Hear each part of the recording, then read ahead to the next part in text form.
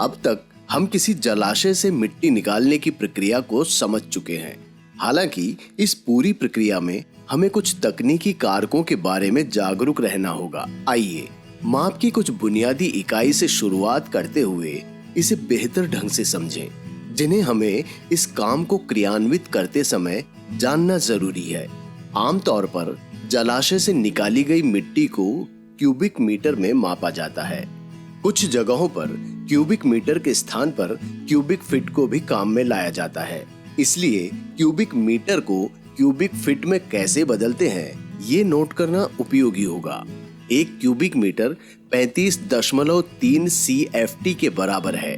इसलिए यदि किसी जलाशय से 10,000 क्यूबिक मीटर मिट्टी निकाली जाती है तो इसकी गणना 3.53 लाख CFT के रूप में भी की जा सकती है। अब देखते हैं कि मिट्टी निकालने से जलाशय की जल भंडारण क्षमता कितने लीटर बढ़ जाती है।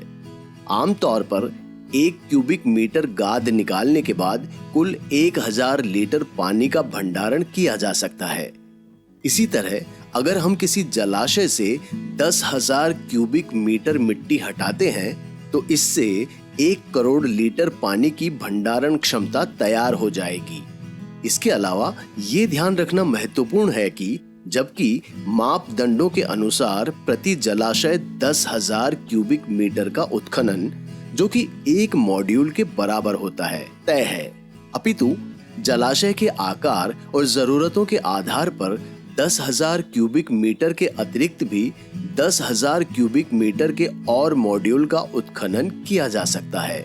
ये ध्यान रखना जरूरी है कि मॉड्यूल एक दूसरे के अगल बगल या एक साथ में होने चाहिए।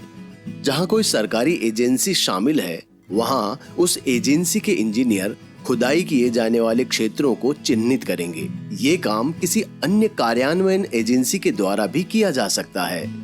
इसलिए उचित योजना के माध्यम से हम अपने जलाशयों का सफलतापूर्वक पुनर्जीवीकरण कर गांव में स्थायी जल सुरक्षा सुनिश्चित कर समुदायों को लाभान्वित कर सकते हैं।